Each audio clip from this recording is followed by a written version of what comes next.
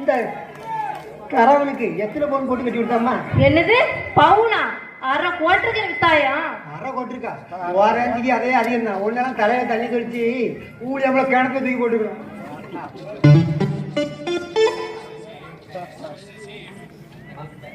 ஆமா தெரியாம தான் கேட்கேன்.